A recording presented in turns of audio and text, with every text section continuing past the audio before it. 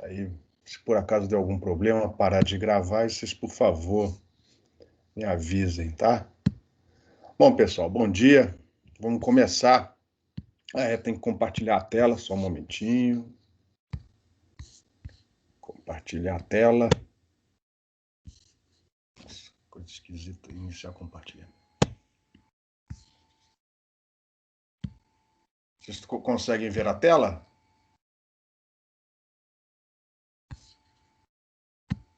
Eu consigo. Beleza, então vamos lá. Pessoal, na aula passada a gente terminou de estudar o modelo gume de faca. Enfim, não vamos voltar a falar sobre ele.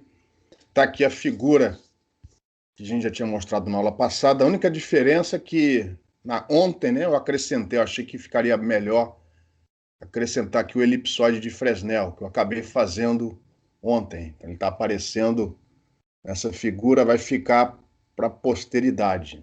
Mas o lance é que, levando em consideração a curvatura da Terra, com muita paciência, a gente mostrou como fazer a correção das cotas, como montar o relevo em cima dessa suposta superfície esférica representando o nível do mar. A gente coloca o transmissor e o receptor nas posições corretas e, para obter os parâmetros necessários, seja no caso da difração, essa altura HB relativa entre o topo do obstáculo e a trajetória, que mais? Se fosse o relevo para obter o coeficiente de espalhamento, etc, etc, etc. Apesar de ser chato, mas isso daqui num computador você implementa sem grandes dificuldades. Nessa figura, nessa situação, o que facilita todos esses cálculos, em particular cálculos envolvendo alturas relativas ou distâncias relativas à trajetória. O que facilita o nosso cálculo nessa situação da figura? O que vocês acham? Você fala esse problema específico ou Por exemplo, esse tipo de problema? esse e todos os demais que a gente resolveu daqui para trás. Por exemplo, Terra plana, 2 raios. Achamos a trajetória do raio direto e do raio refletido, sem maiores dificuldades. Inclusive, obter o ponto de reflexão foi trivial. O que facilitou, o que fez com que esses problemas fossem relativamente triviais, na pior das hipóteses, de serem implementados no computador? O que faz os problemas serem triviais de serem resolvidos? O que faz esses modelos serem triviais de serem implementados computacionalmente? Acho que tem alguma coisa a ver com a geometria do problema, não? Sim, com certeza. Alguém quer falar alguma coisa? O que vocês acham? Por exemplo, achar o ponto de reflexão, caso a Terra seja considerada plana e lisa, foi trivial. O que fez aquilo ser trivial? As trajetórias foram supostas, todas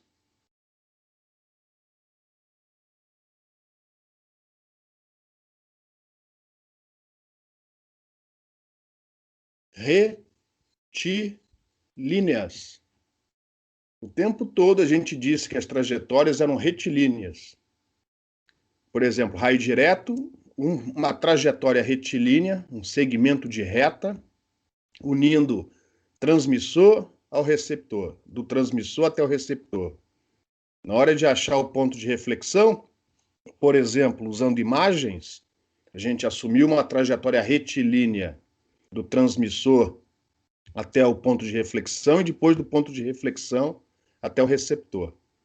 Mas como é que a gente sabe que a trajetória é retilínea? Em que condições a trajetória é retilínea?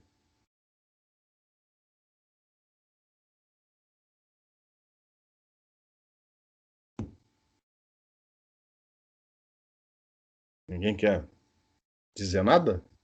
Para comprimentos de onda muito menores que os obstáculos? Não.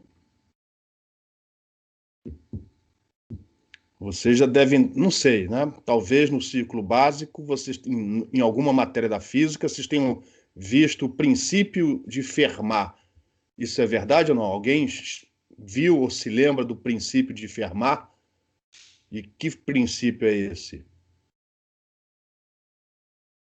O princípio de Fermat mais ou menos diz o seguinte, que a luz percorre a trajetória que faz com que ela chegue no menor tempo possível de um ponto ao outro.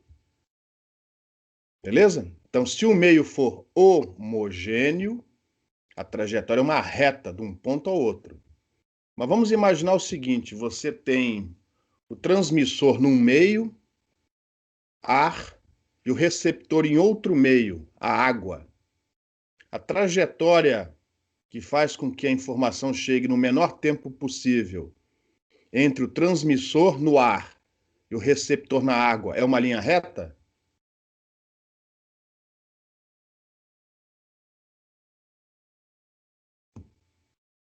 Não. Não. Obedece que lei? Lei de Snell. Lei de Snell. Então, no fundo, a lei de Snell, para aquela situação, é uma maneira alternativa de representar o princípio de Fermat. As duas coisas estão relacionadas.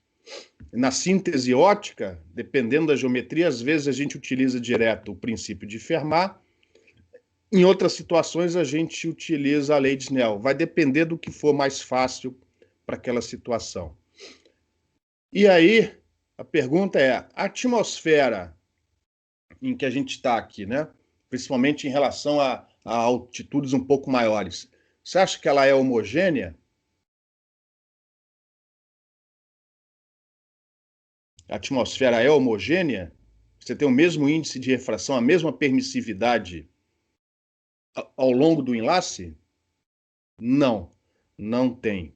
E, particularmente, né, mostra-se que o índice de refração, ou seja, a permissividade relativa da atmosfera, ela varia muito pouquinho. A variação lá na quarta, quinta casa decimal, felizmente, tá? Felizmente. Mas esse índice de refração ele varia com a temperatura, pressão atmosférica, umidade relativa do ar. Então ela varia principalmente com a altitude, né? Exagerando, se você subir muito, o ar fica mais rarefeito, a pressão atmosférica modifica, tá? Então aqui no curso, nas próximas 3 aulas, contando com a de hoje, nós vamos considerar essa atmosfera não homogênea, porém seguindo um modelo bem simples de não homogeneidade. A gente vai assumir que essa estratificação é esférica. Em outras palavras, né, no português, em português significa o seguinte, que ela varia com a altura, ela varia com a altitude e não com a distância. Ou seja, o enlace é comprido o suficiente para que essa variação, embora muito pequena com a altura, seja suficiente para fazer com que as trajetórias não sejam mais retas, sejam curvas e que essa curvatura seja significativa. Mas não tão longe assim, a ponto de você ter que considerar também variações do índice de refração com a distância. Então aqui o nosso modelo, o que o pessoal chama de terra, atmosfera estratificada. O índice de refração varia com a altura. E aí, nessa situação, se o enlace for suficientemente comprido, por exemplo, ambiente urbano, ninguém leva isso em consideração. Agora, num enlace muito comprido, um enlace de micro-ondas, por exemplo, essa curvatura pode ser o suficiente para fazer com que as antenas se desalinhem, que uma não aponte mais com a máxima diretividade na direção da outra. Só que essa direção agora não é reta, ela segue uma curvatura, uma trajetória curva, tá? E aí a próxima pergunta é, puxa vida, se essa trajetória que está aqui nessa figura, ó, volta na figura aqui do slide, essa trajetória entre transmissor e receptor, se ela não for mais reta, como é que a gente calcula esses parâmetros aí? Pior do que isso, eu tenho uma figura aqui que eu desenhei antes, só que para isso eu preciso sair daqui, só um momentinho. Tenho que ir aqui para um lugar especial. Aqui, ó.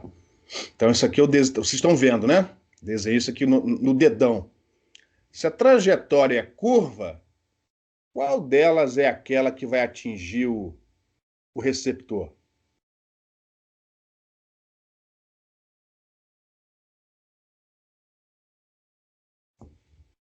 Qual delas? Se ela é curva. Imagina o seguinte, a frente de onda sai do transmissor. Em princípio, se a atmosfera fosse homogênea, essa frente de onda seria esférica, perfeita.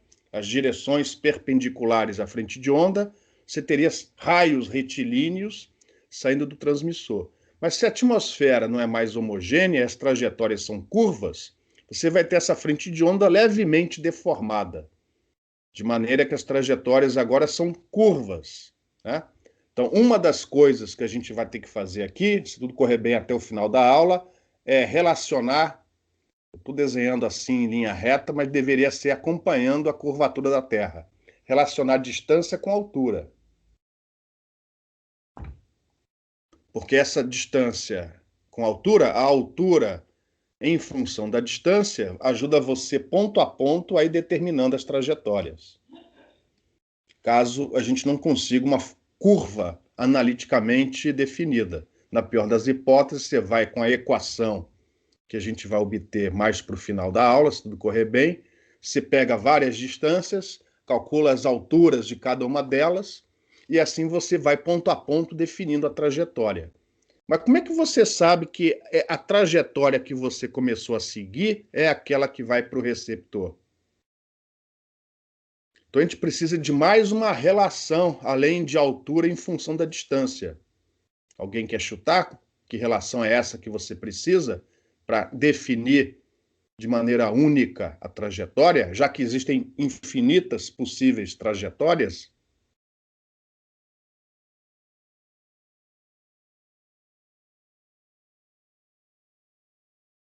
Ângulo, em particular o ângulo de partida.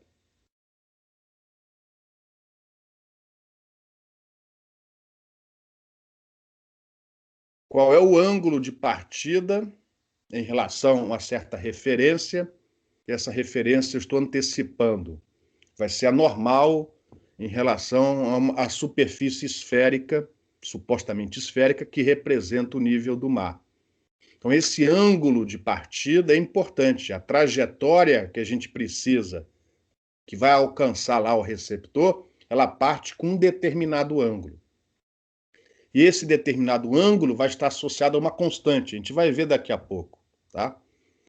E essa constante, ela permanece constante ao longo da trajetória. Então, cada trajetória tem uma constante que a caracteriza. E aí o que a gente precisa saber é qual das constantes vai fazer com que a trajetória a ser determinada, ou seja, aquela que passa no receptor, é a que a gente precisa para fazer os cálculos, tá? Então, reparem, o problema começou a ficar complicado, tá certo? Mas, se tudo correr bem, na próxima aula, mas para chegar na próxima aula, a gente precisa passar pela aula de hoje, para vocês entenderem o truque que a gente vai fazer. Existe uma determinada variação de atmosfera e, felizmente, aquela atmosfera que a União Internacional de Telecomunicações define como atmosfera padrão, tudo bem que é padrão baseado em medidas feitas nos Estados Unidos, na Europa, no Japão, mas de qualquer maneira é a atmosfera classificada como padrão. A atmosfera padrão, ela cai nesses casos. Ou seja, o que a gente vai fazer nessas próximas aulas é relevante, é importante, porque ocorre naquilo que o ITU define como padrão.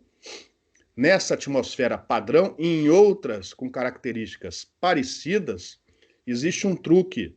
A gente consegue, não que as trajetórias passem a ser retas, as trajetórias são curvas como tem que ser, mas graficamente há um truque onde a gente deforma esse espaço e nesse espaço deformado, nesse espaço gráfico, as trajetórias voltam a ser retilíneas, graficamente falando. E aí todos os modelos que a gente viu daqui para trás podem ser utilizados, tá? As trajetórias continuam curvas. O que você faz é deformar graficamente o espaço. E aí, nesse espaço gráfico deformado, que hoje é na tela do computador, no meu tempo era num papel milimetrado, que você tinha que desenhar ponto a ponto, você deforma o espaço e as trajetórias passam a ser retilíneas. Consequentemente, você consegue calcular sem maiores esforços, deixa eu sair daqui, por favor, sem maiores esforços, parâmetros como, por exemplo, a altura entre o raio direto e o relevo, a relação entre o elipsoide de Fresnel e o relevo. Ele bloqueia, ele não bloqueia? Se as trajetórias voltarem a ser retilíneas, graficamente você não tem grandes dificuldades para saber se o elipsoide de Fresnel é ou não bloqueado e coisas do tipo, tá? Eu vou, antes de abrir para perguntas, eu vou antecipar. O truque é muito simples. Simplesmente, ó, nessa equação, por acaso calhou de estar aqui, ó, nessa equação, tá vendo aqui, ó, o cursor? Nesta equação daqui, que te dá a correção do relevo devido à curvatura da Terra, você simplesmente diz, ó, o raio da Terra não é o raio da Terra propriamente dito, 6.400 quilômetros. Nós temos um raio equivalente, ou seja, você pega essa linha azul e deforma a curvatura da linha, consequentemente, tudo que está acima deforma junto, e nesse espaço deformado, as trajetórias voltam a ser retilíneas. A gente chama isso de o raio equivalente da Terra. Ou seja, se a Terra tivesse um raio diferente, para aquela atmosfera as trajetórias seriam retilíneas. Beleza? Só que para entender esse truque, que lá no final é um truque bem chulesento, você simplesmente vai pegar esse A e multiplicar por um fator. E o raio da Terra multiplicado por esse fator é chamado raio equivalente da Terra. E aí, graficamente, as trajetórias voltam a ser retilíneas. Todos os modelos anteriores podem ser novamente utilizados, como a gente já tinha visto antes. Antes de prosseguirmos para a aula propriamente dita, alguma pergunta? Quem é que saiu? Kaique? Ele não é que ele saiu, ele nunca entrou. Beleza, deixa eu voltar. Alguma pergunta, pessoal? Se você entendeu isso, o resto da aula, embora chata, a aula de hoje é uma aula chata, mas vai ser tranquila, porque você sabe qual é o objetivo. Alguma pergunta? Então, agora alguém saiu. Quem foi? Vivian. Alguma pergunta, pessoal?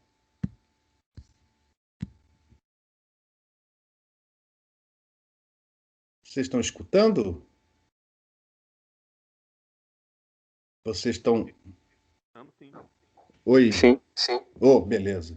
Vocês têm que levar em conta que eu estou falando aqui literalmente para as paredes, pô. De vez em quando, pelo menos um espirro aí desse lado.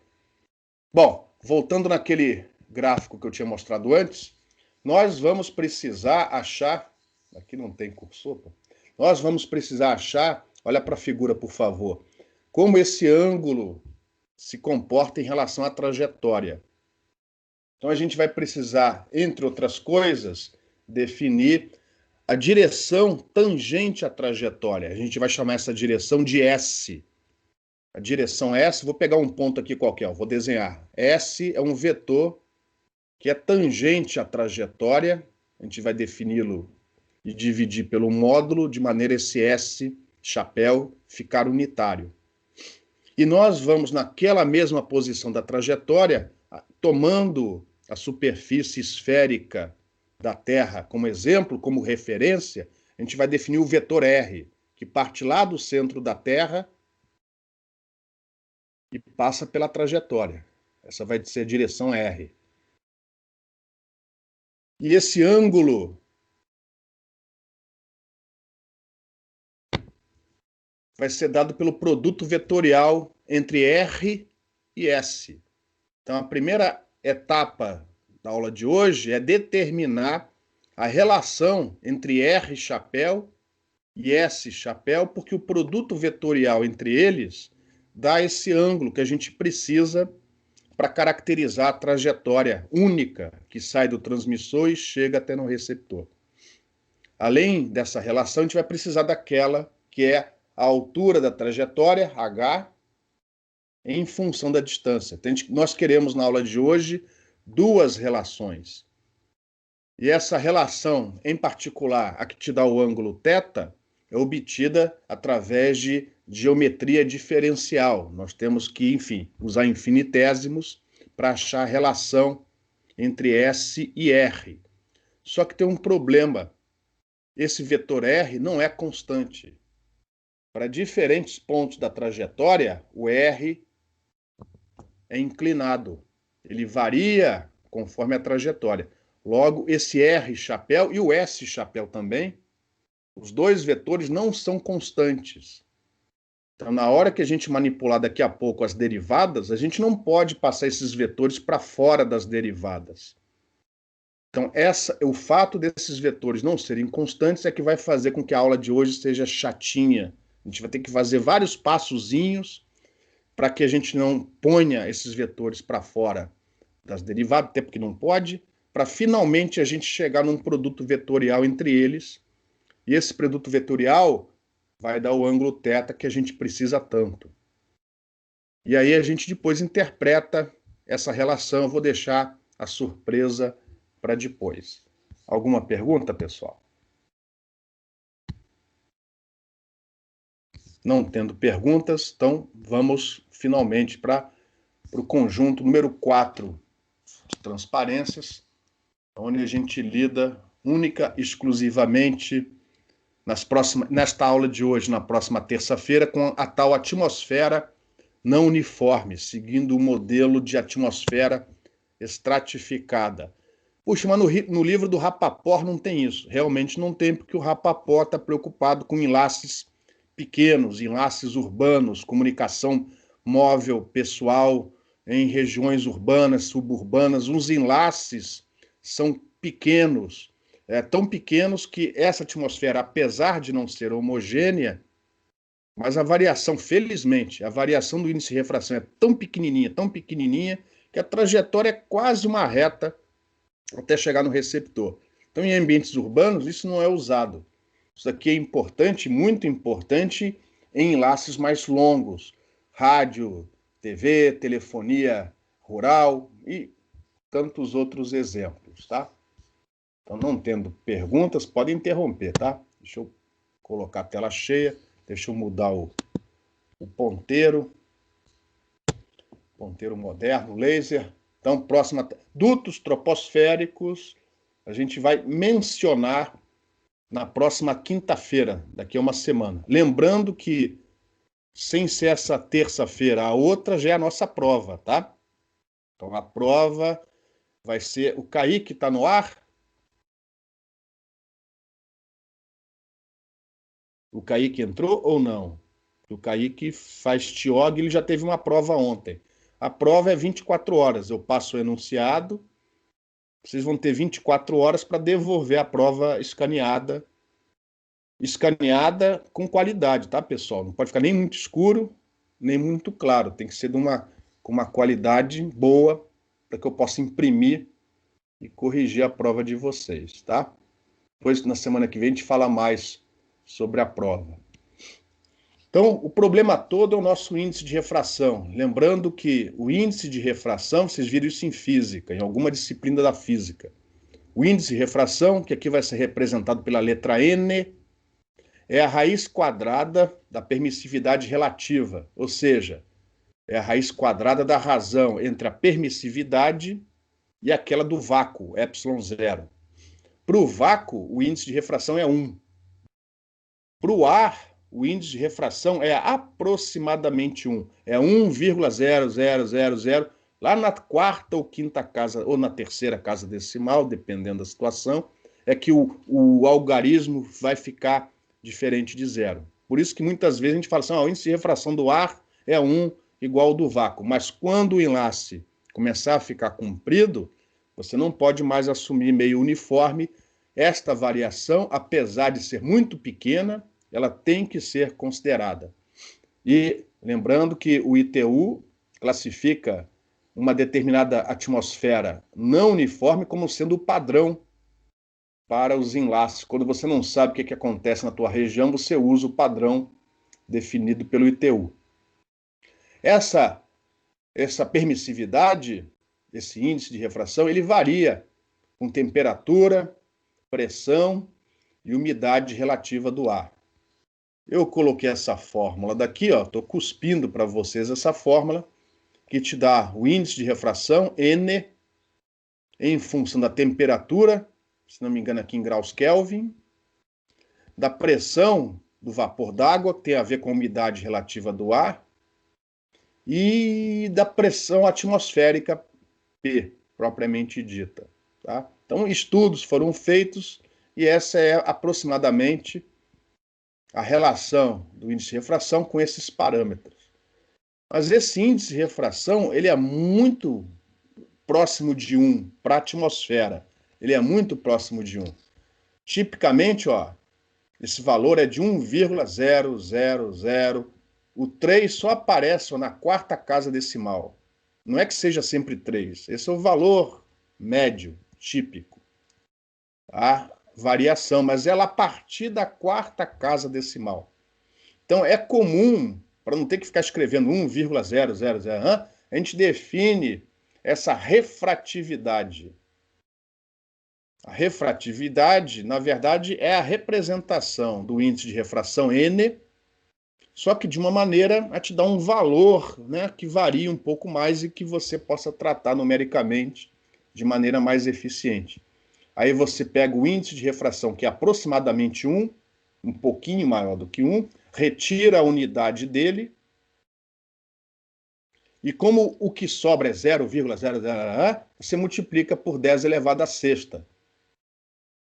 Então você vai ficar com refratividade da ordem de centenas. 300, aqui seria 300, ó. 400 e pouco, 200 e pouco. Então você fica com uma refratividade da ordem de centenas. E essa refratividade é dada por essa equação. No modelo que nós vamos adotar, essa refratividade, ou seja, a pressão, a temperatura, a umidade relativa do ar, variam com a altura, com a altitude. Por exemplo, vocês sabem, quanto mais alto você estiver em relação ao solo, a tendência é o ar ficar mais frio, o ar ficar mais rarefeito. E, consequentemente, esses efeitos fazem com que o índice de refração varie, principalmente com a altura. E aí, ó, eu coloquei essa figura que mostra várias camadas com índices de refração diferentes.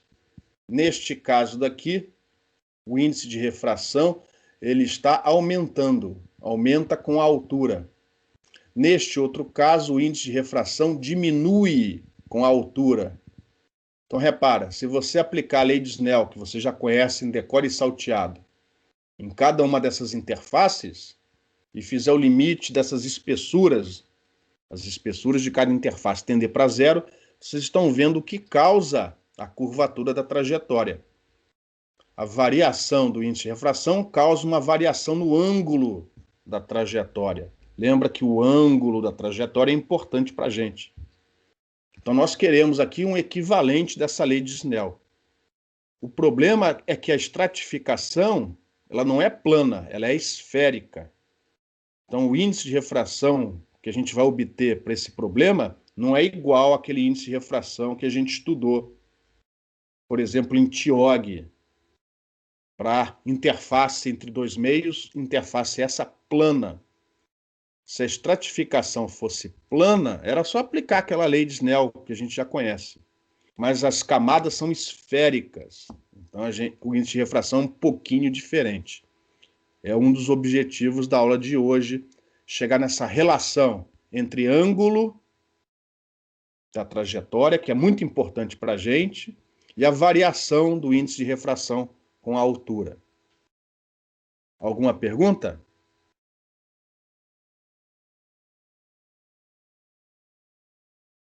Então, vamos prosseguir. Aqui eu tenho uma animação que eu consegui na internet, bem simplesinha. Vai mostrar uma frente de onda vindo aqui de baixo e incidindo nesse meio. Isso daqui, para representar a atmosfera da Terra, essa figura teria que estar virada de 90 graus, ou para um lado ou para o outro, dependendo se o índice de refração aumenta ou diminui. Mas eu acho que aqui vai ser o suficiente para vocês entenderem. Você tem uma frente de onda, né? Porque, na verdade, não é o raio que propaga. O raio, ele só representa a trajetória daquele ponto da frente de onda. Mas, na verdade, é a frente de onda toda que propaga e vai se deformando, já que o meio não é mais homogêneo. Então, aqui temos um exemplo onde o azul é menos denso, índice de refração mais próximo de 1, e aqui o meio é mais denso, índice de refração mais afastado de 1. E vamos colocar uma simulação onde, originalmente, aparentemente, uma frente de onda plana incide nesse meio estratificado. Então, repara como a frente de onda ela se deforma de tal maneira que a trajetória não é mais em linha reta. Olha lá. Ela se deforma. Ela tende a se curvar, graças à lei de Snell, ela tende a se curvar na direção do meio mais denso. Olha lá.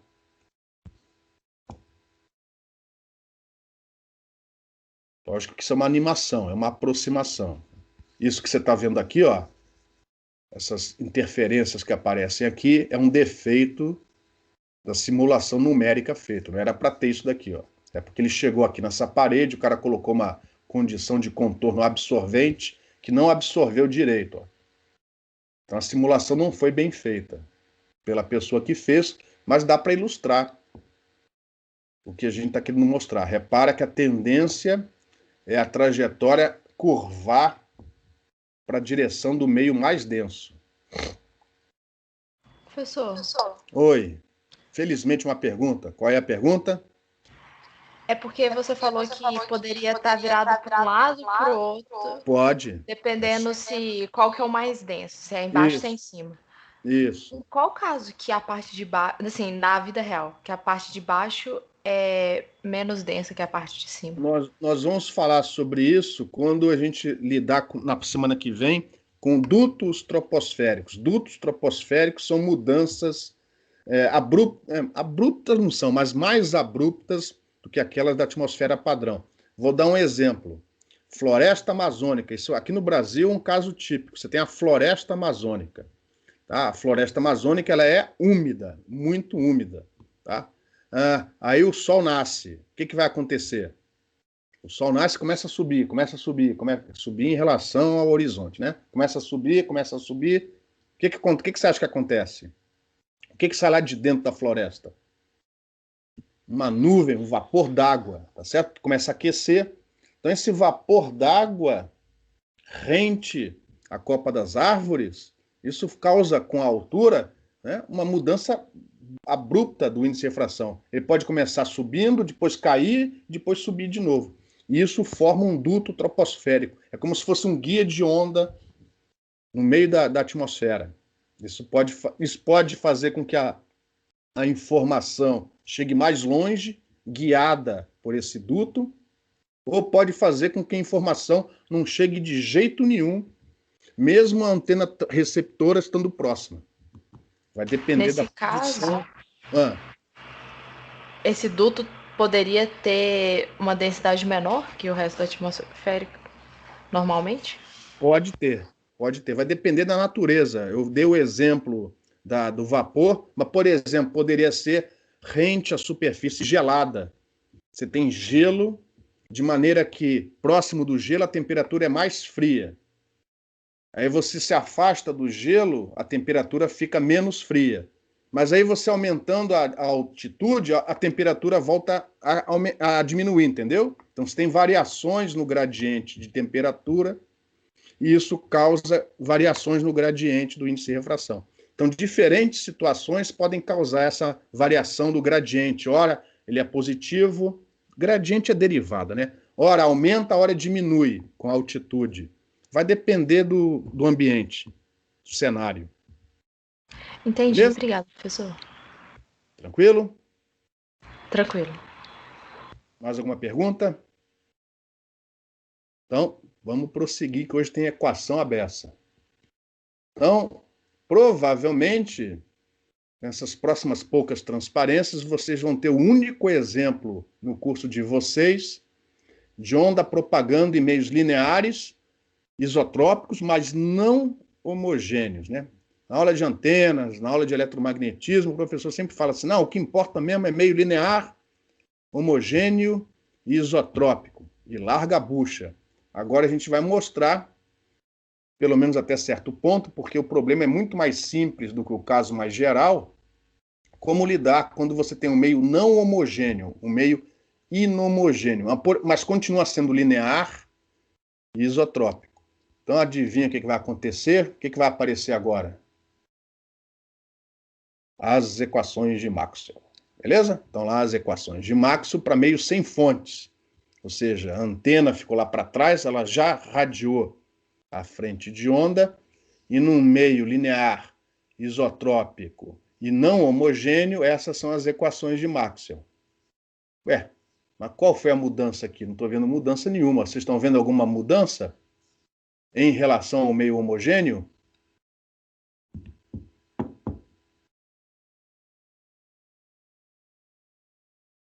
Está parecido, não está? O que mudou aí? O que mudou aqui? O epsilon, a permissividade, varia com a posição. Logo, esse gradiente não é nulo. Não é só pegar o epsilon e passar para fora da derivada, como a gente faz com o meio homogêneo. Temos aqui um termo não nulo. E é este termo que faz toda a diferença na teoria de propagação de ondas em meios não homogêneos. Tá? Bom, mas apesar desse termo extra, as manipulações necessárias para se chegar na equação de onda são as mesmas. Então, como sempre, a gente começa com o rotacional do rotacional. Então, aplicando o rotacional no rotacional do campo elétrico, isso vai nos dar a equação de onda para o campo elétrico. E aí a gente usa essa identidade. Isso aqui é matemático, não é eletromagnético, é matemático. Então, rotacional do rotacional de um campo vetorial, quando as suas derivadas são definidas devidamente, etc, etc, etc. Isso é igual ao gradiente do divergente daquele vetor, menos o laplaciano. É daqui que vai sair a equação de onda. E aí a gente vai sair substituindo. Por exemplo, rotacional do E vai ser dado por esse termo aqui, ó. É a famosa lei de Faraday. E aí o J, o ômega e o Mi, esses são constantes, porque a permeabilidade a gente vai assumir constante, Mi zero. Então esses caras passam todos para fora da derivada. E aí vai ficar o rotacional do H, que a gente vai trocar pela lei de Ampère. Aqui. E aí no final, como sempre, a gente vai chamar ômega ao quadrado Mi epsilon de K ao quadrado. Agora, lembrem-se, pelo fato do epsilon variar com a posição, K, a constante de propagação, também varia com a posição. Isso é importante, tá? O K varia com a posição. E é isso que vai fazer a determinação das trajetórias ficar um pouquinho mais chata. Bom, pulando aqui para este termo, temos o divergente do E. E o divergente do E, a gente vai substituir por esta relação aqui, ó, que veio da lei de Gauss, onde vai aparecer o gradiente do índice de refração. Ó. No fundo, o índice de refração está escondido aqui dentro. Ó. Isso não vai poder ser anulado por enquanto. E aí você manipula o que sobrou, você chega na equação de onda do campo elétrico para um meio não homogêneo. O que tem de diferente aqui em relação ao meio homogêneo é que se o meio fosse homogêneo, não haveria variação do índice de refração, isso seria zero. É aquela equação de Helmholtz que vocês tanto admiram.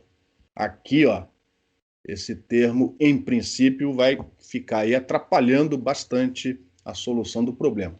E aí não há necessidade de fazer isso, mas vamos lá também, fazendo para o campo magnético, um pouco mais rápido, tá? Um pouco mais rápido, a gente vai chegar na equação de onda para o campo magnético. Mais uma vez, não homogênea, já que aparece aqui de novo o gradiente da permissividade. Se não houvesse variação da permissividade, isso aqui seria zero, nós teríamos a equação de onda de Helmholtz. A equação de Helmholtz, equação de onda homogênea. Por enquanto, alguma pergunta?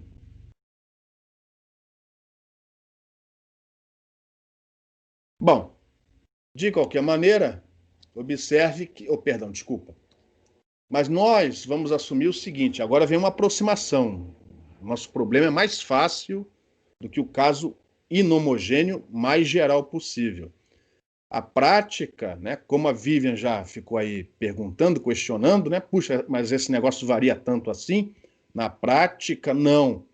A permissividade ela varia, mas não varia tanto assim. Para você perceber a variação lá na quinta ou na sexta casa decimal do índice de refração, você tem que percorrer muitos comprimentos de onda. Quantos? Lógico, vai depender do caso. Em dutos troposféricos é menos.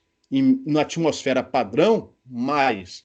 Então, isto daqui, esse gradiente que aparece tanto na equação de onda do campo magnético, como aquela que apareceu antes no campo elétrico, esta variação, ela existe, ela é real, ela tem que ser considerada, mas ela é muito menor que a variação do campo propriamente dita. Lembra que o campo, ele varia, no caso o fasor, né? Ele varia não só em amplitude, mas também em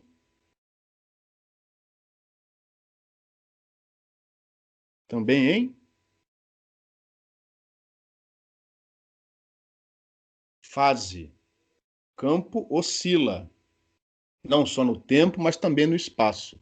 Então, a variação do campo é muito mais intensa do que a variação do índice de refração. Isso é visto, isso é percebido na prática. Então, comparado com essa derivada que aparece aqui, a gente vai ignorar essa variação. A gente vai dizer, isso aqui é praticamente zero comparado com este termo.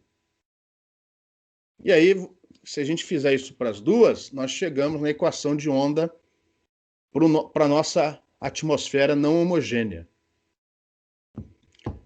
Antes que vocês me chamem de maluco, o que temos de diferente nesta equação em relação àquilo que a gente estuda, por exemplo, em TIOG, em eletromagnetismo, em antenas não, porque lá tem fontes, né? Em micro-ondas. O que tem de diferente aqui? Falei, para no final chegar na mesma equação. Não é a mesma equação. O que tem de diferente aqui?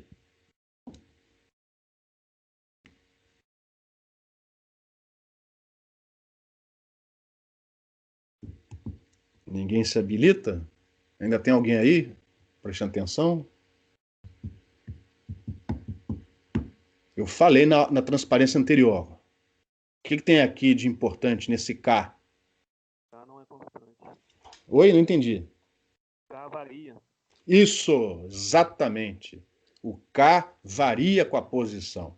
Então, nesta equação, não é só o campo elétrico ou o campo magnético que varia com a posição. O K também varia. Então, apesar da equação de onda ter a mesma forma, a solução é um pouco diferente, porque o K varia com a posição. Se não variasse, seria do jeito que vocês já viram em outras disciplinas, tá? Aqui mesmo, inclusive. Mas aqui o K varia. Então, apesar da equação ter a mesma forma, a solução vai ser um pouco mais chata. Perdão. Essas equações parecem ser as mesmas do meio homogêneo, mas não são. Aqui o epsilon, a permissividade, e consequentemente o K, variam com a posição.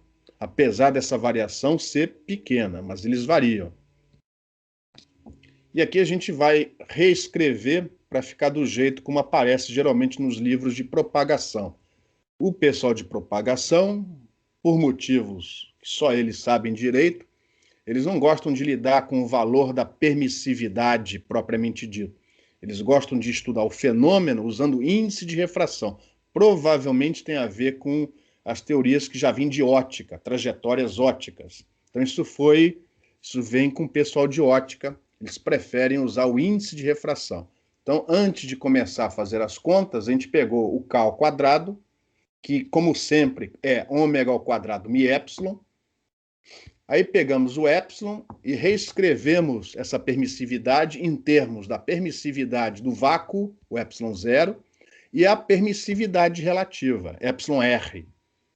Para quem já se esqueceu, a permissividade relativa é a adimensional, é a razão, embora a gente use o mesmo símbolo, é adimensional.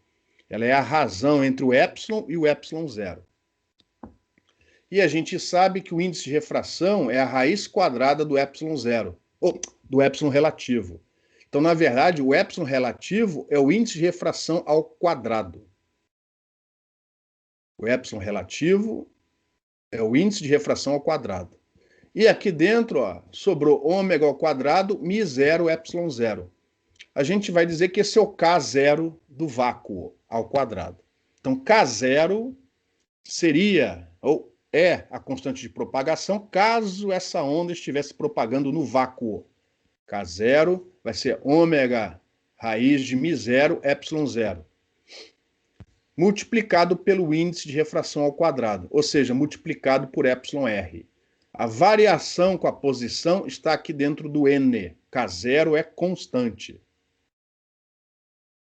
Quer dizer, constante em relação à posição. A variação com a posição está toda dentro do índice de refração. E aí a gente substitui K ao quadrado por essa expressão na equação de onda. Apesar do problema ser vetorial, a gente pode lidar com as componentes cartesianas do E e do H individualmente. Então, cada componente cartesiana, é X, é Y, é Z, tanto do campo elétrico como do campo magnético, tem que satisfazer a mesma equação de onda. Porque desse jeito, ó, o problema passa a ser escalar e, consequentemente, as manipulações necessárias são um pouco mais simples. Então, esse psi que aparece aqui representa uma das componentes cartesianas do E e do H. Se você sabe o que acontece para cada uma delas, depois você soma tudo vetorialmente e você tem a sua representação vetorial para aquela onda. O que não será necessário na aula de hoje, porque a gente só está interessado na trajetória. O que fazer depois que a gente sabe a trajetória, a gente já viu nos modelos anteriores, nas aulas anteriores. Alguma pergunta?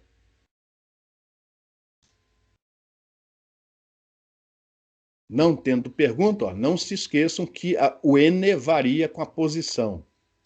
Daqui a pouco essa variação vai ser com a altura, com a altitude. Bom, este problema não é totalmente desconhecido de nós, tá? Então a gente sabe que se esse N variar, mas muito pouquinho, e é a situação prática, esse N varia muito pouquinho, a solução ela não pode ser muito diferente do que aquelas soluções que a gente já estudou antes. Então, alguns autores chamam isso de ansatz. Você chuta, né, por causa da experiência passada, por causa que esse problema já foi resolvido de trocentas maneiras diferentes, no final você chega num resultado parecido. A gente sabe que esse fasor, que representa uma dessas componentes cartesianas do campo eletromagnético, ele vai ter essencialmente uma amplitude e uma fase, que agora variam, né, como sempre, aliás, variam com a posição. Então agora eu estou colocando explicitamente, a amplitude da solução varia com a posição e a fase também varia com a posição. E a gente sabe que essa fase vem multiplicada pelo K, de alguma maneira. Só que aqui, ó, ao invés de explicitar o K, eu só explicitei o K0. Ou seja, a contribuição do índice de refração, que varia com a posição, eu meti tudo aqui dentro dessa função φ maiúscula. Então, K0 vezes φ maiúsculo representa a variação de fase dessa minha solução, dessa minha onda propagante. E o A representa a variação da amplitude com a posição dessa onda propagante. Até aí, alguma pergunta? E aí eu vou pegar essa solução e substituir dentro da equação de onda. É como se eu estivesse fazendo o caminho oposto. Eu quero obter relações, principalmente deste termo aqui, ó. Por que que eu quero saber mais informação sobre a fase dessa onda? Sobre o comportamento da fase dessa onda? Por quê? Se eu estou preocupado com trajetória, por que que eu estou preocupado em estudar um pouco mais o comportamento da fase?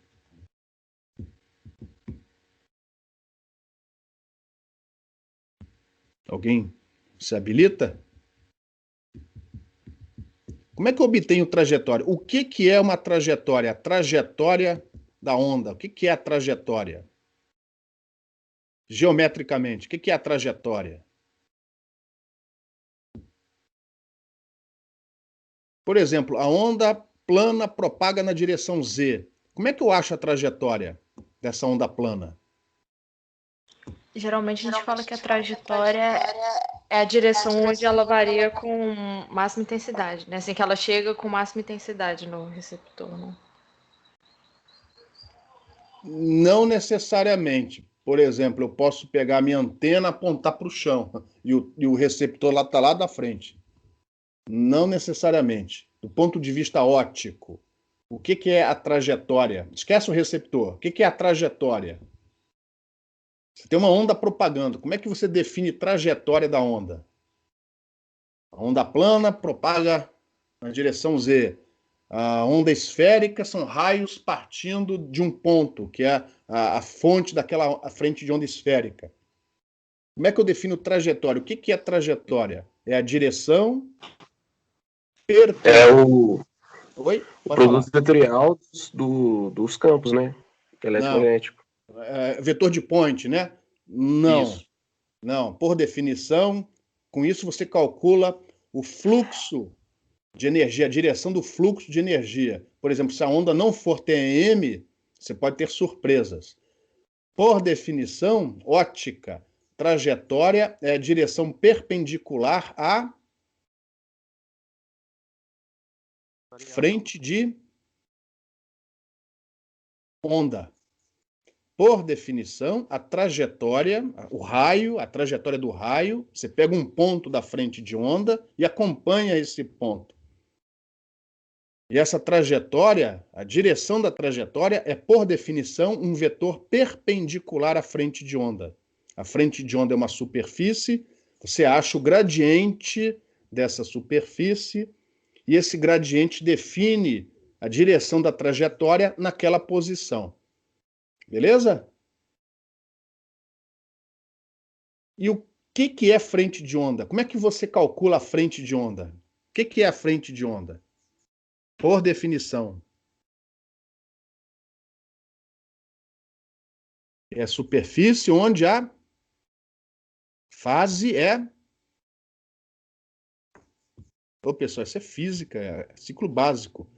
É a superfície onde a fase é constante. Por isso que a gente está preocupado em estudar isso daqui, ó. Que aqui está a fase da sua frente de onda. A gente quer saber o seguinte, ó. Dadas as superfícies onde esta fase é constante, qual é a normal a superfície? Isso vai te dar a trajetória naquela posição, naquela frente de onda para aquele ponto. Lógico, cada ponto sobre a frente de onda tem uma trajetória diferente. Por isso que é importante, lembra lá atrás, a gente precisa também do ângulo. A gente precisa saber qual é o ângulo de partida da trajetória que vai chegar, geometricamente falando, no seu receptor. Então nós precisamos estudar com mais cuidado como essa fase varia, porque isso vai definir as frentes de onda e, consequentemente, as direções e, finalmente, a trajetória, tá? Ó, eu vou andar um pouco mais rápido, vocês interrompem se tiver uma pergunta. Então, a gente vai substituir este psi dentro da equação de onda e fazer aqui, ó. Infelizmente, tem as derivadas esperando aqui por nós, ó. Mas é só fazer as contas, tá? Então tá lá, substituir, só substituir. E aí, ó, a derivada é essa, Laplaciano desse negócio todo. Só que Laplaciano é divergente do gradiente. Então a gente começa primeiro pelo gradiente. E é o gradiente de uma função vezes a outra. Então é o gradiente do A vezes a exponencial mais o A vezes o gradiente da exponencial. E aí tem o divergente. Aí no primeiro termo temos divergente do gradiente, é o Laplaciano do A. Aí depois temos o divergente desse produto. Repara que gradiente é um vetor. Então, repara, é o divergente do produto de um escalar por um vetor. E você reescreve desse jeito. Eu não vou agora ficar ponto a ponto. É tudo identidade vetorial que vocês encontram nos apêndices de livro de eletromagnetismo. Está quase pronto, pessoal. Só ficou este gradiente para ser definido, né, desmembrado, e depois o divergente do gradiente, que é o Laplaciano. Temos só mais duas contas para fazer. Então, a primeira é o gradiente da exponencial. Ora, mas derivada de exponencial, até eu sei. Vai ser menos jk vezes a derivada, no caso o gradiente daquela função φ que representa a fase, e a exponencial aparece de novo. Então, este termo daqui, ó, está aqui. Mas ainda falta esse sujeito aqui, ó. Só que esse sujeito é o divergente disso. Então, já vou aplicar o divergente aqui, ó. Repara, é o divergente de um produto entre um escalar e um vetor. Então, no final, você chega nessa relação bonita aqui, ó. Não vou ficar perdendo tempo explicando item por item, tá? Isso aqui é tudo derivada. Vocês conseguem refazer se um dia for necessário. Eu vou pegar todos esses resultados e jogar naquela equação de onda, a última da transparência anterior. E você chega nessa coisa bonita aqui, ó. Olha só que o que o meio não homogêneo faz com a tua solução. Felizmente, a variação do índice de refração é tão pequena que isso tem que ser aproximadamente igual a zero. Porque se não fosse, meu amigo, aí a solução ia ficar pior. Mas, como a gente está particularizando por um meio onde o índice de refração varia muito pouco, isso daqui foi aproximado como zero. E, logicamente, que esse termo não é zero, a fase varia. Vocês sabem que a fase da onda varia na medida em que ela propaga. Isso aqui não é zero. Então, o zero tem que ser isso daqui.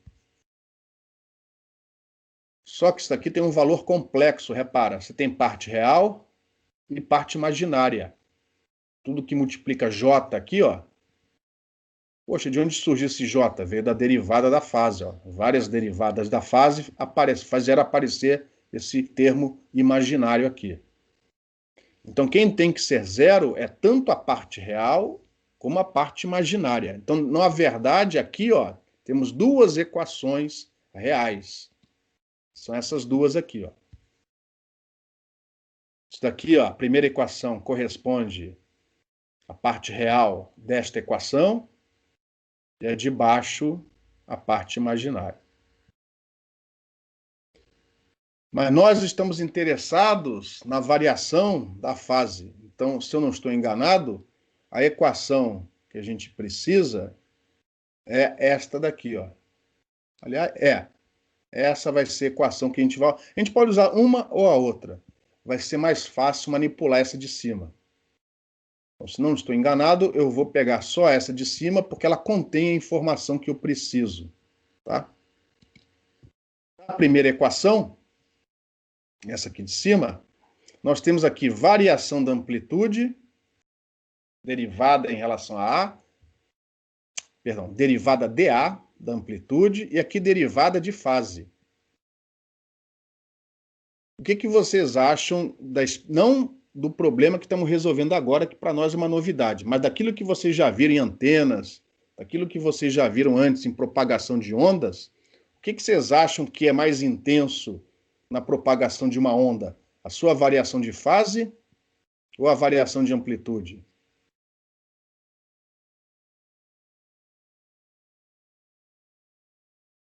Essas perguntas é para ver se não tem alguém prestando atenção. A de fase, ela é muito mais intensa. Então, este parâmetro, este termo, comparado com este, é muito mais intenso. Então, dados os demais termos, esta variação, esta derivada dupla, é pior, é derivada dupla. Se a variação já é pequena, a derivada dupla é menor ainda. Ela é desprezada, e aí nós ficamos só com esta equação.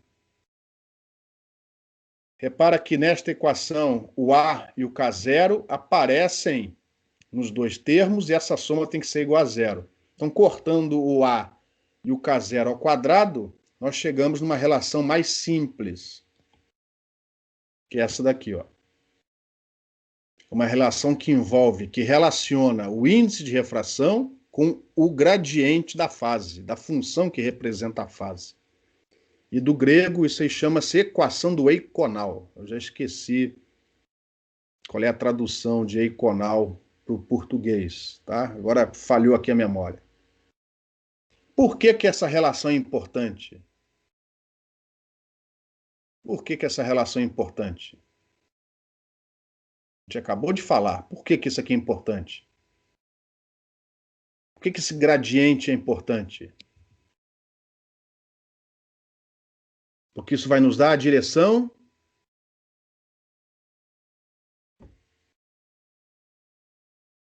da frente de onda. Da frente de onda.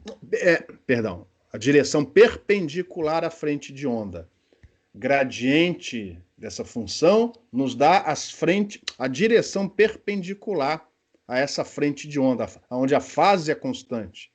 E essa direção nos dá a trajetória. Ou seja, nós temos aqui a direção da trajetória em relação ao índice de refração, que varia com a posição. Então é dessa equação que vamos tirar as relações tão importantes para nós na aula de hoje. Isso é chamada equação do eiconal. Logicamente que isso aí já é conhecido, não no tempo dos gregos, né? Mas já é conhecido antes do Maxwell nascer.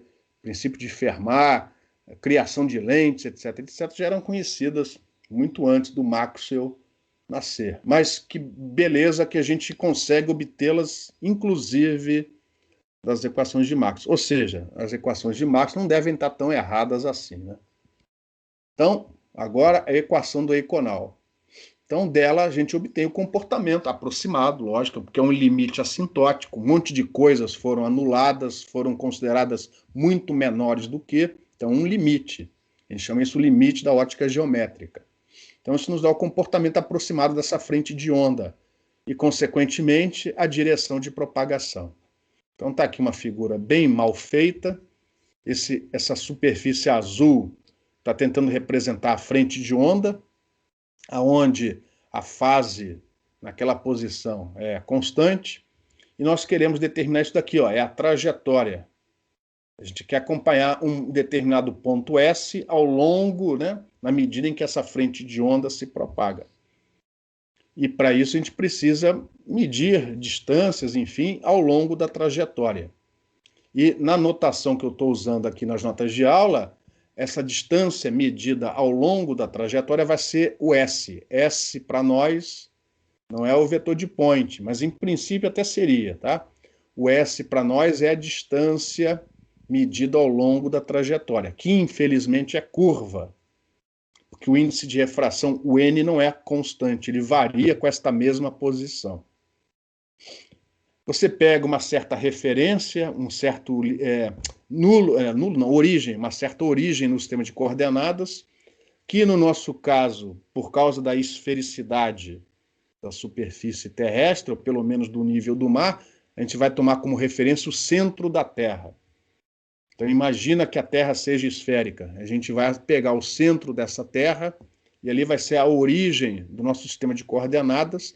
R é o vetor que localiza um ponto S sobre a trajetória. essa trajetória vai começar numa certa posição, geralmente o transmissor, mas não necessariamente o transmissor, mas geralmente o transmissor. Então, essa posição a gente vai marcar como S0, distância 0, S0, localizada pelo vetor R0. E um certo ponto arbitrário da trajetória, com coordenada distância S, é localizada pelo vetor R. E temos aqui de novo a equação do eiconal, módulo do gradiente da função φ, que representa a fase, igual a n. Pessoal, se não tiver pergunta, eu vou continuar, tá? Se tiver pergunta, dá um berro aí. E agora vamos começar as equaçõezinhas até a gente chegar onde quer. Então, a trajetória S, a direção da trajetória S chapéu, toda vez que você encontrar um chapéu, que significa que o vetor é unitário. É a minha anotação de vários textos, tá? Vetorzinho com chapéuzinho em cima é um vetor unitário. Então, S, ele te dá a direção da trajetória nesta posição. É um vetor que tangencia a trajetória. E, logicamente, que essa direção é dada pelo gradiente. Como é unitário, dividido pelo módulo. Só que o módulo é o próprio índice de refração. Então, a direção S chapéu é dado por gradiente dividido pelo índice de refração. Por que esse vetor é importante no desenvolvimento de hoje? Lembra que a gente quer o ângulo dessa trajetória. Então, o ângulo dessa trajetória vai ser dado pelo produto vetorial de R, ó o R aqui, ó, tá vendo? R com S. Então, o produto vetorial entre o vetor R e o vetor S vai te dar o ângulo da trajetória, que é importante. Lembra que uma das perguntas que a gente quer responder é qual das trajetórias que parte do receptor é que que parte do transmissor atinge o receptor? As trajetórias têm diferentes ângulos de partida. Qual dessas trajetórias é que a gente quer? Então a gente precisa desse ângulo e da relação desse ângulo com o índice de refração. Essa relação vai ser equivalente à lei de Snell para o nosso problema. Lembra da lei de Snell em física? N1 seno de θ1 é igual a N2 seno de θ2. Só que aqui, como a atmosfera é estratificada de forma esférica, as interfaces não são planas, vai haver uma modificação nessa relação. N seno θ constante é para interfaces planas.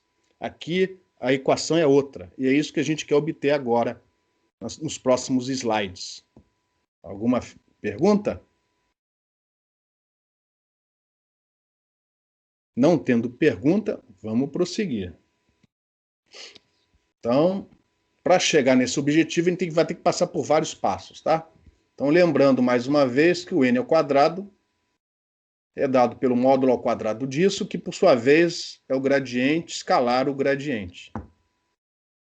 Só que a gente já sabe que esse gradiente pode ser escrito como n que multiplica o vetor S unitário.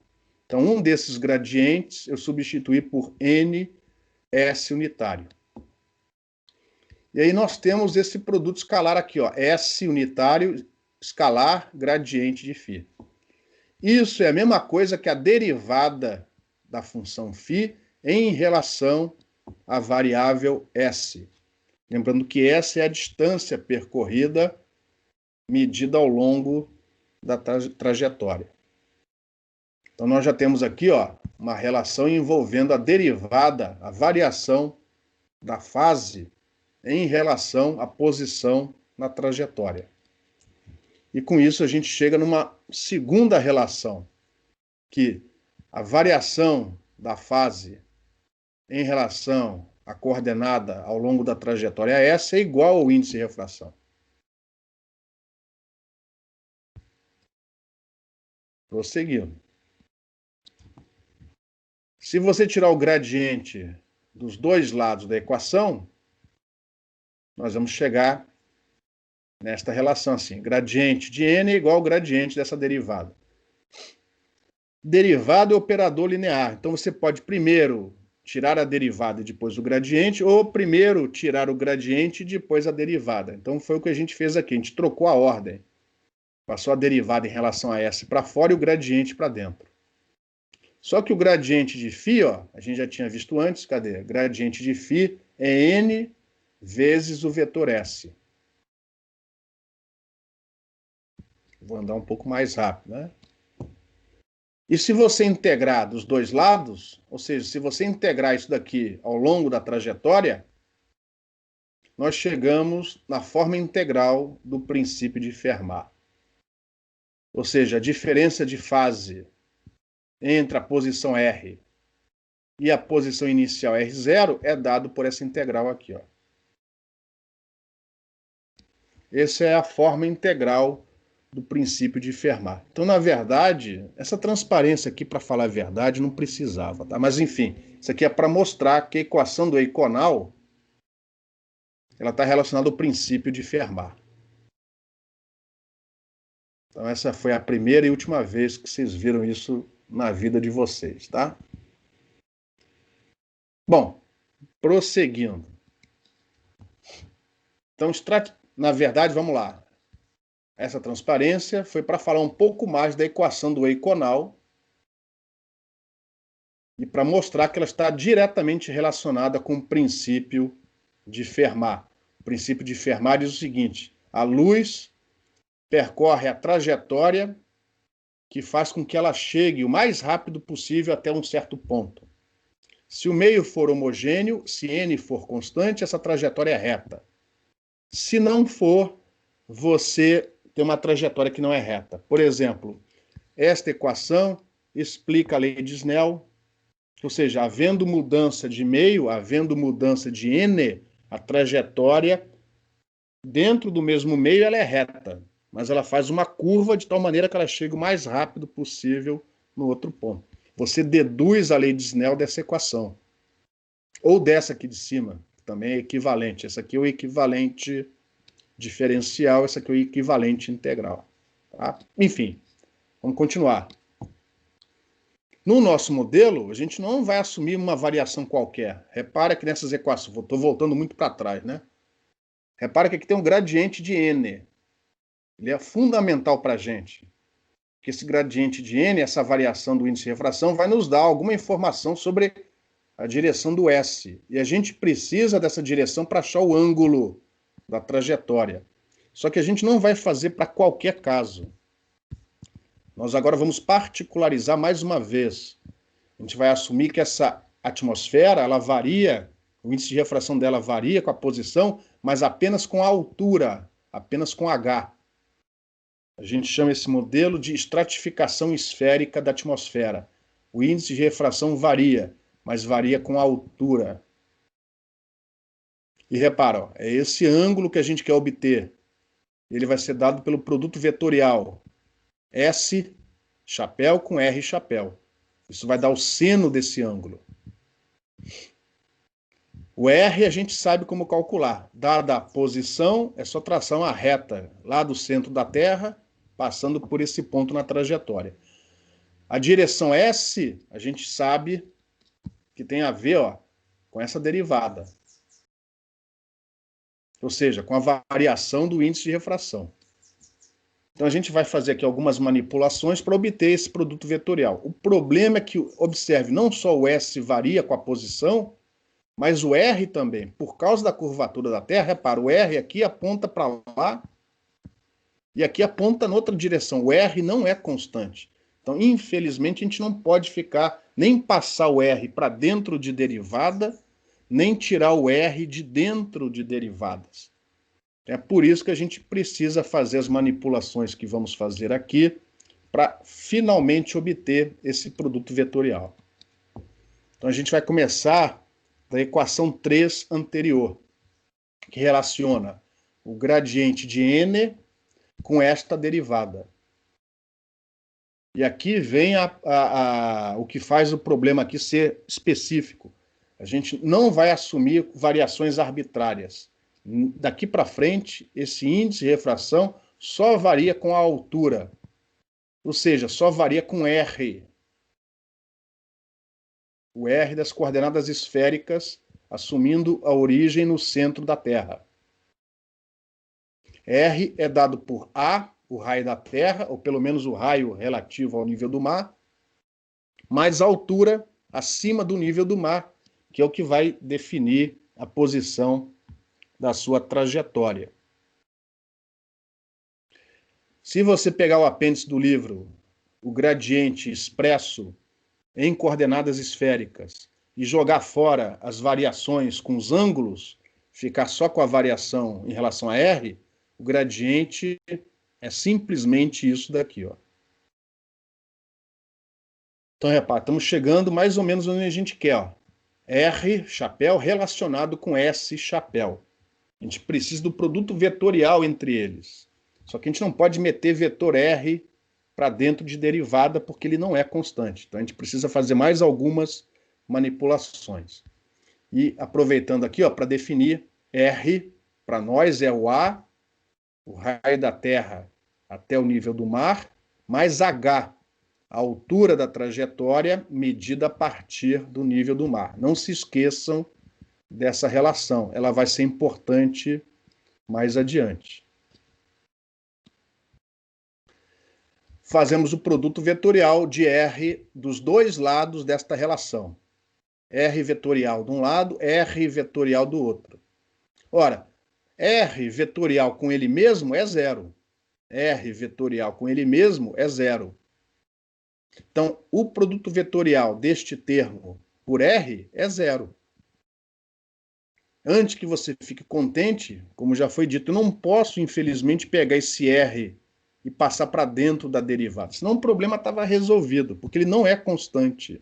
Ele varia com a posição. Então, a gente vai precisar manipular um pouquinho mais até chegar no produto vetorial que a gente deseja. Então, nós temos essa relação 4 aqui, ó, que é essa aqui de cima. R vetorial, essa derivada, é igual a zero. Perguntas? Prosseguindo. Tá, ó, prosseguindo. Coincidiu. Então, repetir a equação anterior. E agora eu vou pegar esta relação. É uma identidade. Isso aqui é matemática, tá? A derivada desse produto vetorial é a regra da cadeia. É a derivada do primeiro vetorial ao segundo, mais o primeiro vetorial, a derivada do segundo. E aí vou substituir as relações anteriores, em particular essa daqui, ó, aqui dentro. Então, por exemplo, a gente já vê que este termo daqui é zero. Ou seja, este cara vai ser igual a este, ó.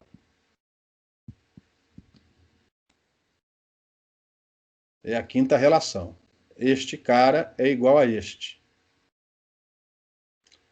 Prosseguindo. Vamos pegar essa trajetória, que está fora de escala, vamos começar a definir infinitésimos a partir dessa figura.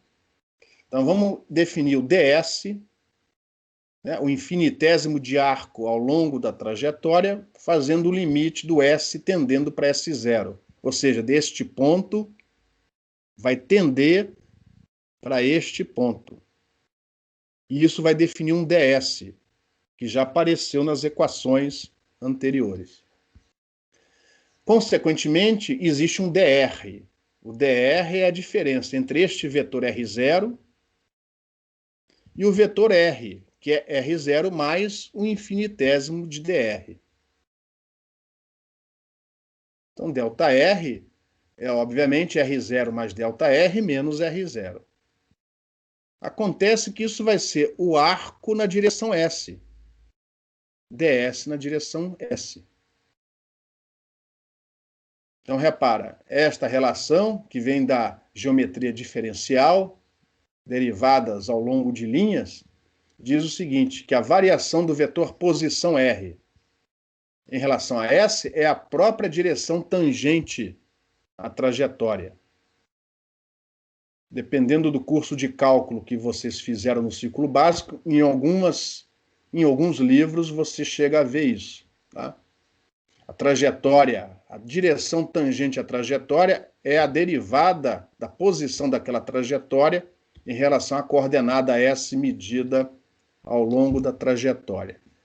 Na relação anterior, nós tínhamos essa derivada aqui, ó. O que eu fiz aqui foi substituir esta relação, derivada de R em relação a S, por isso. E aí fica S vetorial S, que é zero. Ou seja, este cara é constante, porque a sua derivada é nula. E finalmente a gente chega na equação que a gente queria. O que repara, R vetorial S tem a ver com o seno deste ângulo. Esta é a lei de Snell que a gente quer. É uma lei de Snell modificada. Por quê? Porque o R aqui, ó, não aparece unitário. Então aqui a relação não envolve apenas índice de refração e ângulo. Envolve também a altura, o raio naquela posição. Se a interface, se a estratificação fosse plana, não apareceria isso. Aí você teria N seno θ constante. Mas aqui não é bem isso. Observando que o módulo do produto vetorial R, repara que o R aqui não é unitário. O R é esse vetor todo que vai do centro da Terra e chega na trajetória. Então, este módulo é R seno θ. E aí, a relação que temos é que o índice de refração naquela posição R, vezes o raio em relação ao centro da Terra, naquela posição, vezes o seno de θ, é uma constante. E por ser constante, tem que ser igual ao valor que tínhamos no início da trajetória, na posição S igual a zero. Ou seja, cada trajetória que parte do transmissor, repara, vai ter trajetória indo para cima, trajetória com diferentes ângulos de partida. Cada trajetória tem a sua constante. E aí a pergunta é, qual é a constante da trajetória que sai de um ponto, transmissor, e chega em outro ponto, dado, receptor? Alguma pergunta?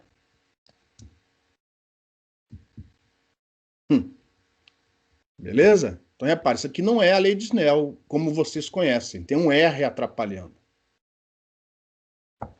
Bom, só que o pessoal de propagação não mexe, não trabalha com alturas, distâncias em relação ao centro da Terra. O pessoal trabalha com alturas em relação, na pior das hipóteses, em relação ao nível do mar, cotas do terreno, etc.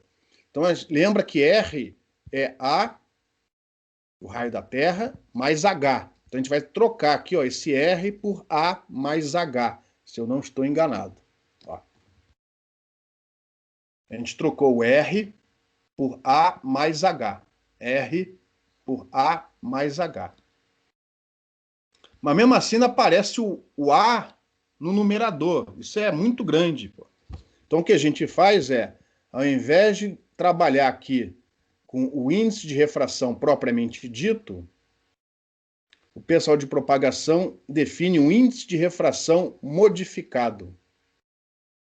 O índice de refração modificado é dado pelo índice de refração propriamente dito, multiplicado por R, ó, é este cara daqui, dividido por A. Ou seja, você vai dividir essa equação, ó, toda essa equação em vermelho, todos os termos você vai dividir por A. Não tem importância, porque A, para nós, é uma constante. Então, isso vai continuar sendo igual a uma constante. Tá? Então, na verdade, a equação que a gente vai usar é esta daqui. Ó. Por que o pessoal faz isso? Primeiro, para tirar esse A. Esse A, 6.400 quilômetros, atrapalha. E segundo, ó, que fica uma equação parecida com a lei de Snell. Índice de refração modificado vezes o seno do ângulo constante. Mudou de meio, é igual ao do outro lado.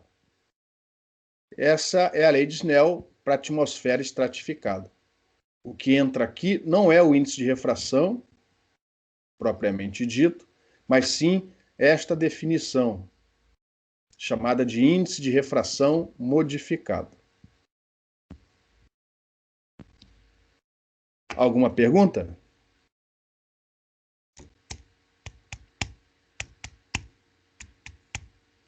Bom, essa é uma das relações que a gente queria obter na aula de hoje, tá?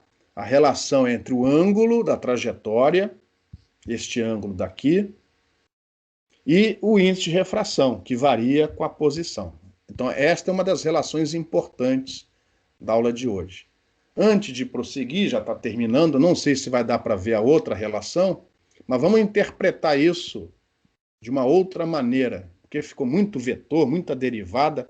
Existe uma maneira mais simples de se chegar nessa relação, que é a próxima transparência.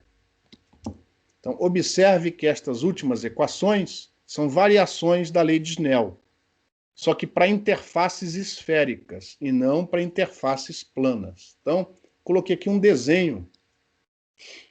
Nós temos aqui 3 meios, o meio 1, o meio 2 e o meio 3. E esses meios são separados entre si por superfícies, interfaces esféricas concêntricas. O centro dessas esferas é esse ponto C aqui, ó, que seria, no nosso caso, o centro da Terra.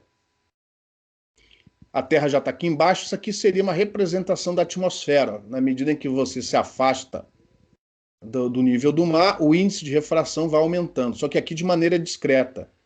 No meio 1, N é constante, N1. No meio 2, N2 constante. No meio 3, N3 constante.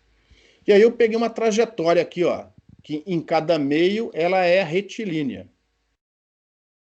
Só que na interface de um meio para o outro, há essa mudança de ângulo, que a gente vai lidar com a mesma lei de Snell com a qual a gente lidou, por exemplo, em TIOG. A gente vai assumir, e isso é verdade, né? Esse raio da Terra é tão grande, é tão grande, é tão grande, é tão grande, que localmente isso daqui é quase plano. Então a gente vai dizer, ó, neste ponto A, a lei de Snell vale, do jeito que a gente viu, e a gente ignora o raio da Terra naquele ponto, nesse local. E a gente vai fazer o mesmo aqui no entorno do ponto B. E vamos ver o que vai acontecer. Então, da lei de Snell, no ponto A, N1 seno de θ1 é igual a N2 seno de θ2. É a lei de Snell que vocês já viram em física, em TIOG e em várias outras matérias, de repente até no colégio. Do outro lado, mesma coisa, só que repara, como tem a curvatura da Terra, o ângulo de incidência deste lado não é o mesmo daqui, ó, porque repara, a normal, ela mudou de direção. Então eu estou chamando esse ângulo de θ2 linha. Então repara, θ2 linha não é igual a θ2. Aí é que está a desvantagem, a complicação pelo fato da atmosfera ser estratificada esférica. Este ângulo não é igual a este. Mas enfim, lei de Snell de novo, N2 seno de θ2 linha igual a N3 seno de θ3. Beleza. E aí eu vou aproveitar essa figura e definir esse triângulo CAB. CAB. E através desse triângulo CAB, eu vou relacionar θ2 com θ2 linha. Vou fazer essa relação aqui, ó, essa relação cruzada. θ2 com θ2 linha. Essa lei, eu não sei se eu uso lei de senos ou cossenos. Lei dos senos. Sei vocês já viram, não vamos explicar. A gente chega à conclusão usando a lei de senos. Nesse triângulo ABC, que R1 seno de θ2 é igual a R2 seno de θ2 linha. Ou seja, a relação entre os senos desses ângulos depende do raio da interface em questão. R1 é o raio na interface no ponto A, R2 é o raio no ponto B. Eles são diferentes. Mas repara, esta relação vai nos dar essa relação cruzada e, consequentemente, a relação entre este primeiro termo e este outro. E o truque é o próximo. Ó. Se eu aplicar essa igualdade na lei de Snell, o que eu fiz aqui? Ó? Eu tenho N1 seno de θ1. Aí eu peguei essa primeira lei de Snell aqui, multipliquei por R1 dos dois lados. Ó. Multipliquei por R1 aqui e R1 aqui. Então ficou NR1 seno de θ1 é igual a N2 R1 seno de θ2. Só que R1 seno de θ2 é R2 seno de θ2'. Ou seja, eu chego nessa relação. Só que N2, da outra lei de Snell, N2 seno de θ2' é N3 seno de θ3. Então, repara, eu cheguei à conclusão que deste lado, N1 R1 seno de θ1 é igual, do outro lado, a N3 R2 seno de θ3. Ou seja, eu chego à conclusão que NR seno θ é uma constante. Ou seja, a relação que a gente obteve na transparência anterior, com todo o rigor, usando vetores, cálculo diferencial, geométrico, na verdade é o limite dessa lei de Snell aplicada para a atmosfera estratificada. Seria a lei de Snell modificada, ou a lei de Snell para meios com estratificação esférica.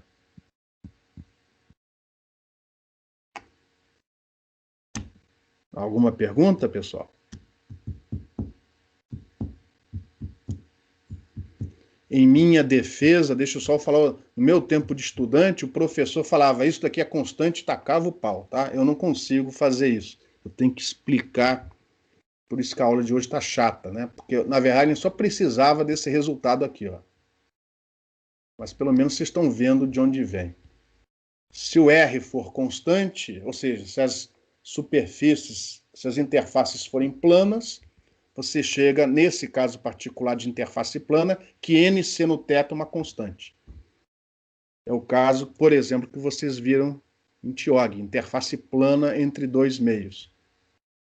Como aqui o raio da interface não é uma constante, varia de raio para raio, a equação é essa daqui.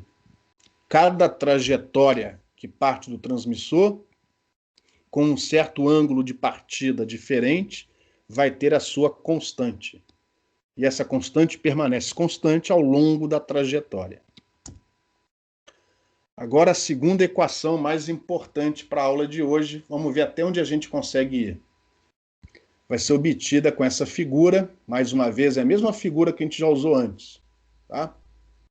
Onde agora eu vou também definir aqui ó, o infinitésimo de distância, não o ds medido ao longo da trajetória, mas o ds medido ao longo do nível do mar como referência. Tá? E aí vamos lembrar que essa figura está fora de escala.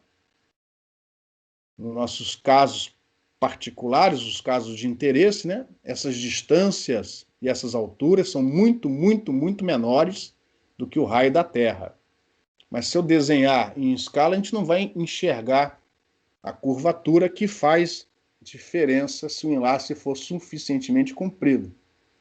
Então, olhando para essa figura e pensando no limite desse ΔD, ou seja, o infinitésimo da distância medida ao longo da curva azul, disso tendendo para zero, a gente vai chegar usando esse triângulo que vai se transformar, vai tender a ser um triângulo retângulo, que essa variação de distância é relacionada com, do outro lado, o cateto, é a variação de altura da trajetória em relação ao ângulo θ, que a gente já tem relativo ao índice de refração.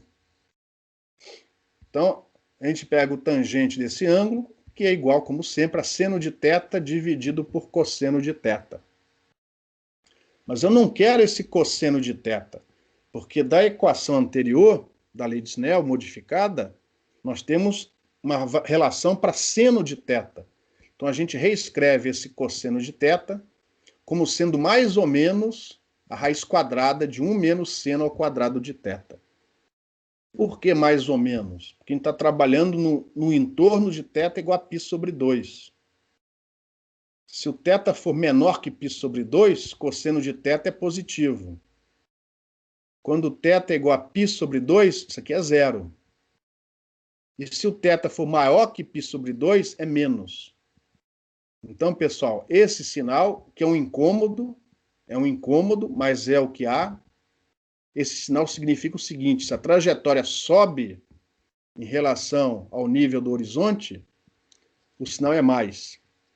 Se ela desce, o sinal é menos. Tá? Então, essa é a relação. E aí nós temos aqui uma equação diferencial que nos dá a variação da altura em relação à distância, que é o que a gente quer. Como a altura varia em relação à distância percorrida. E com isso você pode, integrando essa equação, você vai obter daqui a pouco uma equação integral que te dá a trajetória ponto a ponto. O que a gente fez aqui, a gente não quer mexer explicitamente com esse seno de θ. Mas a gente viu que o índice de refração modificado vezes o seno de θ é uma constante. Então, o que a gente fez aqui, foi pegar esta última relação e multiplicar e dividir, ou seja, multiplicar no numerador e no denominador pelo mesmo termo, e esse termo é o índice de refração modificado. Só que a gente sabe que o índice de refração modificado vezes o seno de θ é constante. Então, nós temos aqui a relação que nos dá a variação da altura com a distância em termos da constante, e cada trajetória tem a ser constante, e o índice de refração escondido aqui dentro do índice de refração modificado. E aí eu vou terminar a aula de hoje com esta equação. Esta equação integral que te dá a trajetória em função da distância relativa ao nível do mar, ou seja, em relação ao comprimento do enlace. Se o seu índice de refração tiver uma variação tal, que é o caso da atmosfera homogênea, perdão, a atmosfera homogênea com certeza a trajetória é reta, que é o caso da atmosfera padrão, segundo o ETU. A atmosfera padrão, ela tem uma variação de índice de refração tal que essa integral sai no braço. Você tem uma equação para ela. Ou, na pior das hipóteses, você vai resolver isso no computador.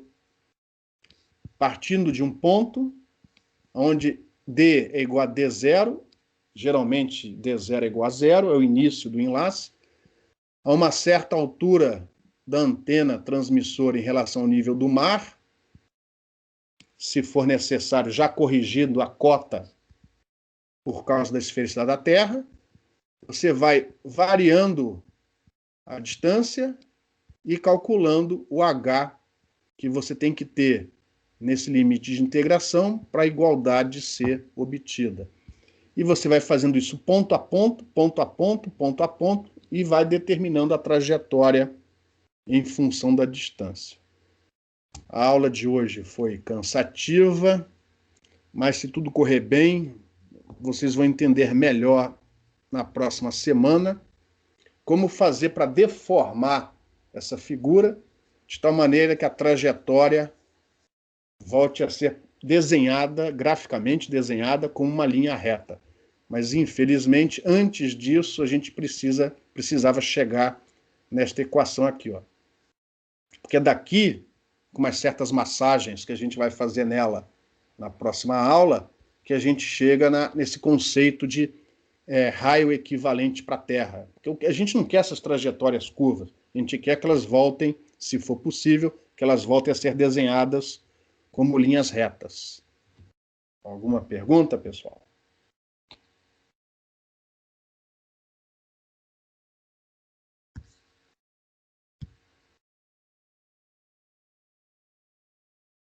Teve um que não entrou, deve ter sido o Kaique. Ô, pessoal, alguma pergunta? Eu vou parar de gravar, tá? Se não houver pergunta, eu vou parar de gravar.